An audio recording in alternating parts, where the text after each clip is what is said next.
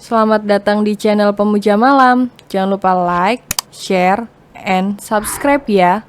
Terima kasih.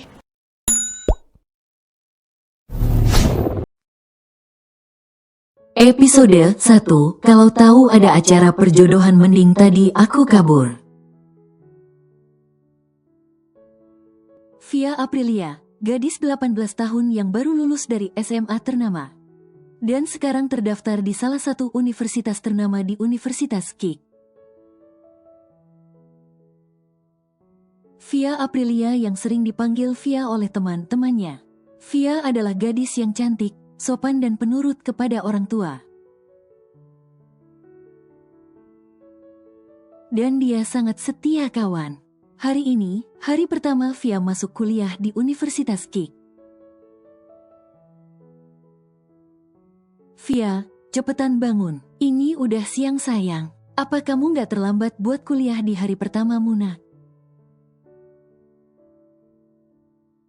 Ibu Yanti Mama Via memanggil dan mengetuk pintu Via dari luar kamar.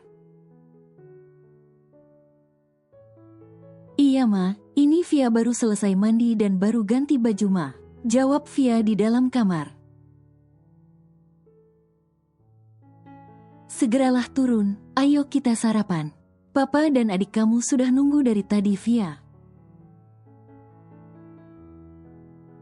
Kata Bu Yanti.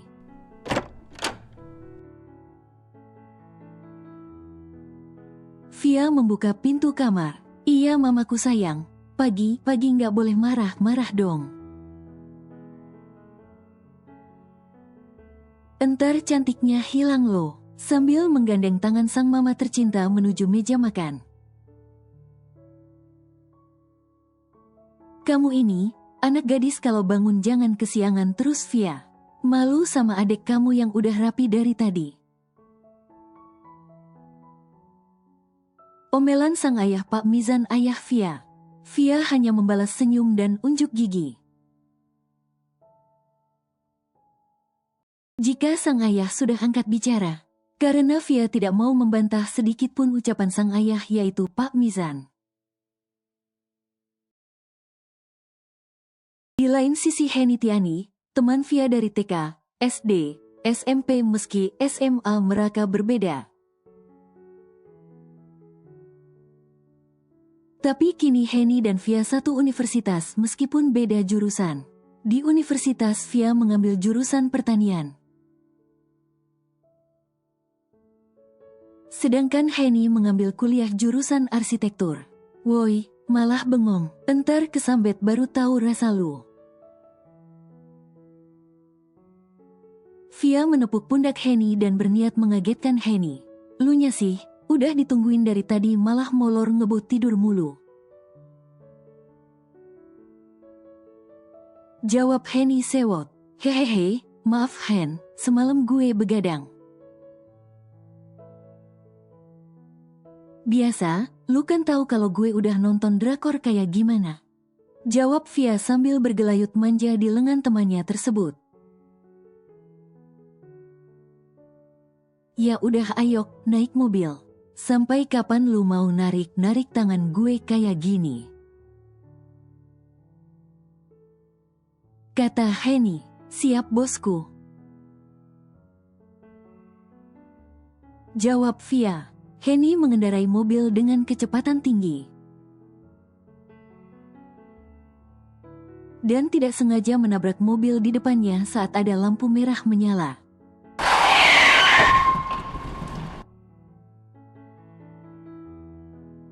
Wah mampus kita Hen, lu kenapa ngebut-ngebut segala sih? Lihat tuh mobil di depan kita sampai remuk gitu dashboardnya. Kata Via, gue kan takut telat Vi, makanya gue ngebut. Gimana nih Vi, orangnya mau turun tuh yang punya mobil, sahut Heni. Ya udah kita turun aja dulu, kita minta maaf. Siapa tahu orangnya baik hati kan mau maafin kita. Kata Via, mereka berdua turun dari mobil. dan menghampiri mobil hitam yang ada di depannya. Seorang laki-laki yang ganteng dan gagah turun dari mobil sambil memegangi dahi yang memerah. Akibat benturan yang diakibatkan tabrakan dari belakang mobil. Kalian punya mata nggak sih? Apa kalian nggak bisa bedain warna lampu rambu lalu lintas? Kalau nggak bisa nyetir mending nggak usah nyetir, dasar anak kecil. Bentak Viko. Apa? Anak kecil? Maaf ya mas. Kita udah 18 tahun dan bentar lagi kita 19 tahun. Kita juga udah punya KTP dan SIM. Jadi, kita bukan anak kecil. Petik 2. Jawab Henny. Udah salah, masih aja jawab. Jawab Viko. Maaf ya mas, kita yang salah. Kita berdua minta maaf mas, soal mobil kita pasti ganti rugi kok. Sahut Via sambil menundukkan kepala. Karena kamu udah berniat mau ganti rugi, ini nomor saya. Nanti saya akan menghubungi kalian soal biaya perbaikan mobil. Dan uangnya bisa kalian transfer di nomor rekening ini. Jawab Viko. Sambil menyodorkan kertas bertulisan nomor telepon beserta nomor rekening.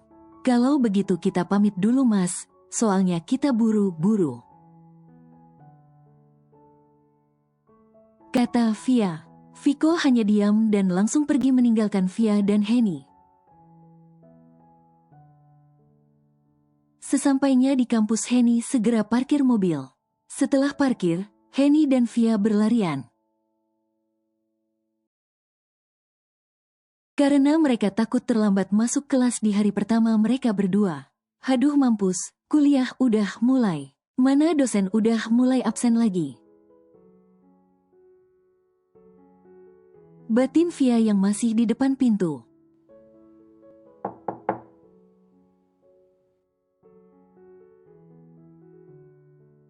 Maaf pak saya terlambat, kata Via sambil menundukkan kepala tidak berani menatap wajah dosennya itu.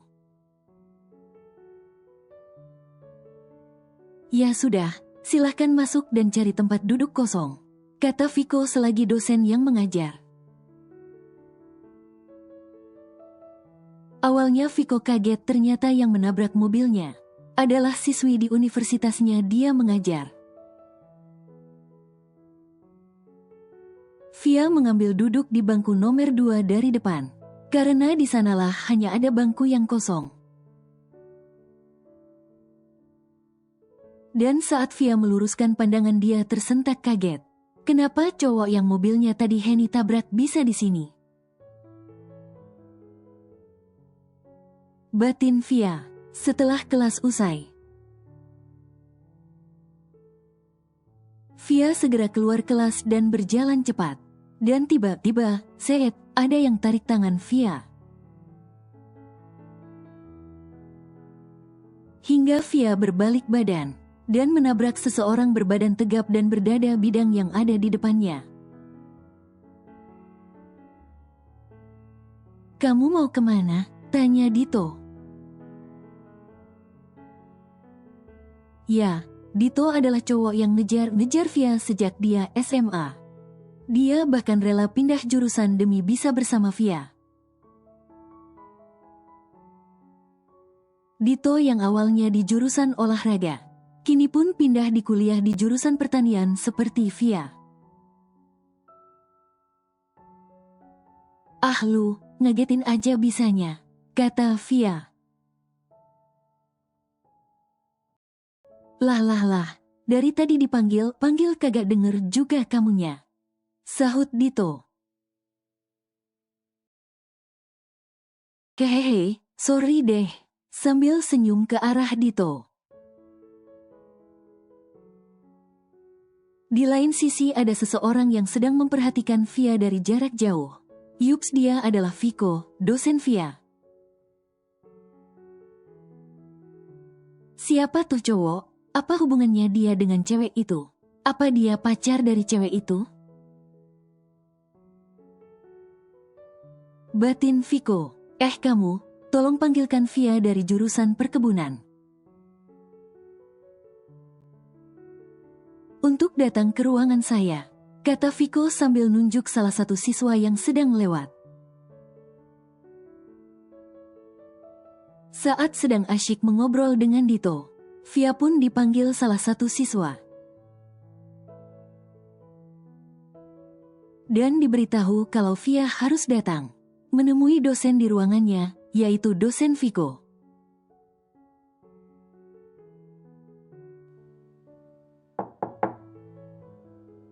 Assalamualaikum Pak, apa Bapak benar memanggil saya ke sini? Ada apa ya Pak? Apa Bapak mau saya ganti rugi? Soal mobil Bapak yang ditabrak teman saya itu. Kalau masalah itu bisa nggak Pak? Saya kasihkan uangnya besok ke Bapak. Soalnya saya nggak bawa uang lebih Pak. Jelas Via panjang lebar. Siapa yang mau bahas mobil? Saya di sini mau kamu ambil kunci ruangan praktek besok. Karena saya besok hadir agak siang. Jadi kamu yang buka ruangan itu dulu. Sahut Viko dengan nada ketus. Oh alah, baik Pak. Kalau sudah tidak ada perlu lagi, saya permisi Pak. Kata Via. Viko hanya diam dan memandangi Via yang berjalan menjauh.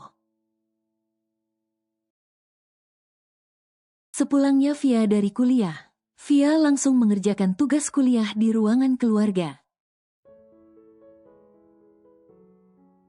Dan tiba-tiba ayah dan mama Via mendekati dan mengajak berbicara sesuatu yang penting. Via, apakah ayah boleh meminta sesuatu padamu nak? Kata Pak Mizan ayah Via dengan lembut. Ada apa ya? Kenapa muka ayah dan mama serius seperti itu? Apa yang ayah minta dari Via? Jawab Via. Via, kebetulan ayah mempunyai teman yang bernama Pak Rusdi. Beliau adalah teman ayah dari SMA, yang udah membantu ayah merintis usaha ayah. Dan malam ini beliau akan datang kemari nak. Nanti kamu dandan yang cantik ya nak. Kata Pak Mizan. Iya ya, tapi ada apa? Kenapa Via harus dandan?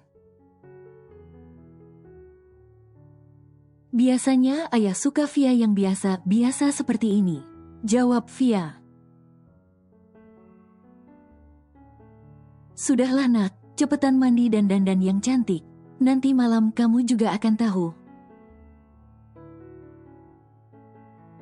Sahut Mama Via. Malamnya, semua anggota keluarga Pak Mizan dan juga Via menunggu kedatangan Pak Rusdi, teman dari Pak Mizan.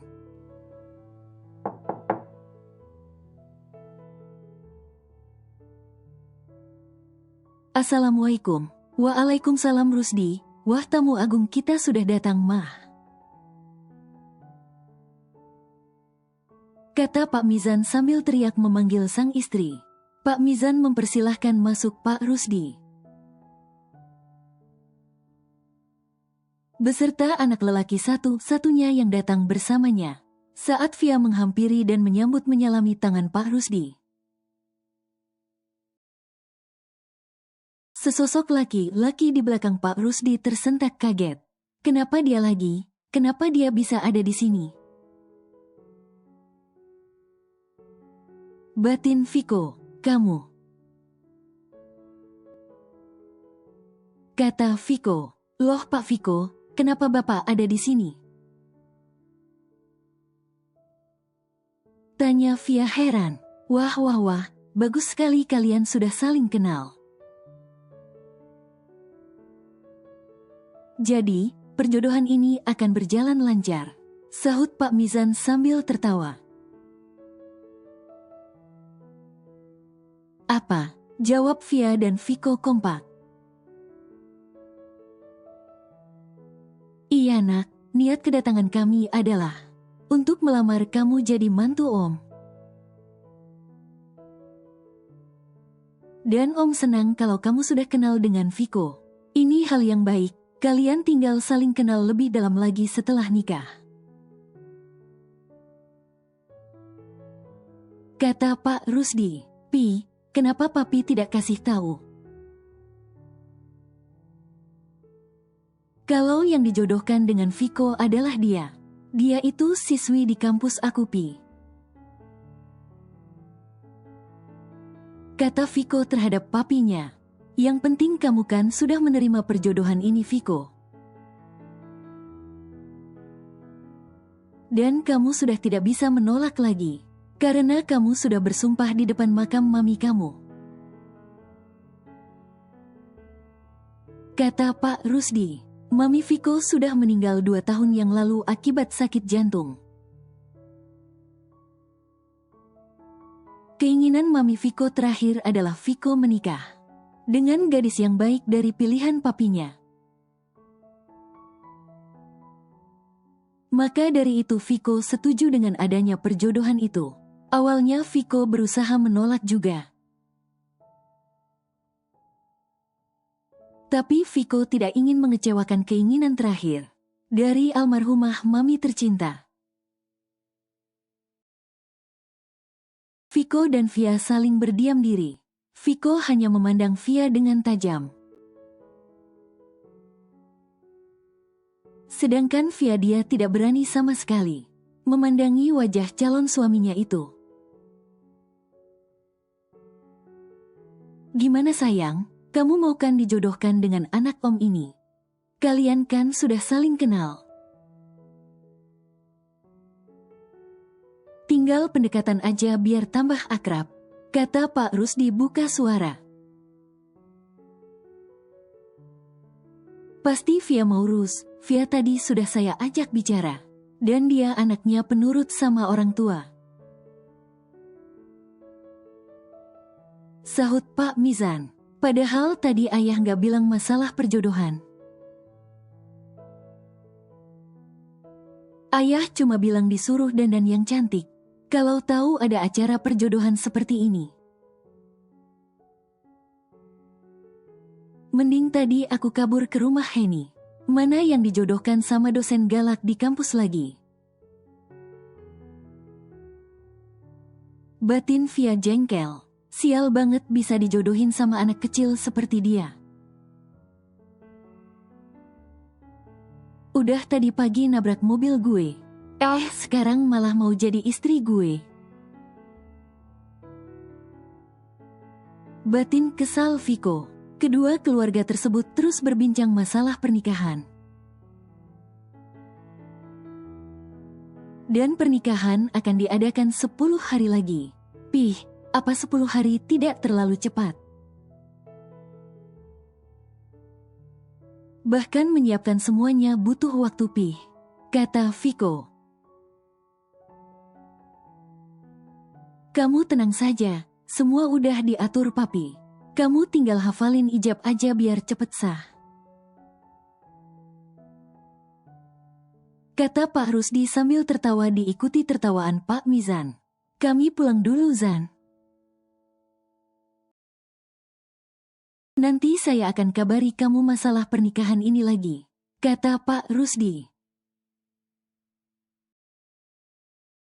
Baiklah. Hati-hati di jalan, kata Pak Mizan.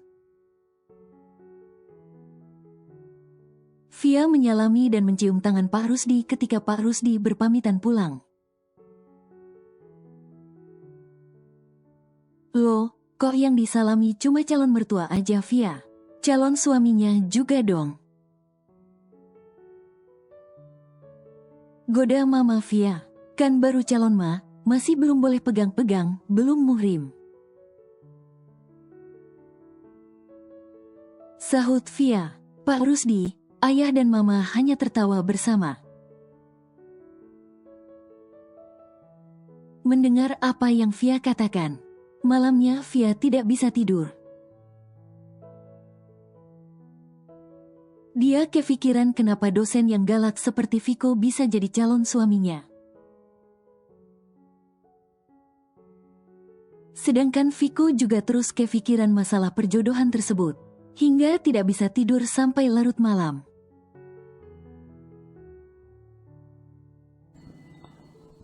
Bersambung.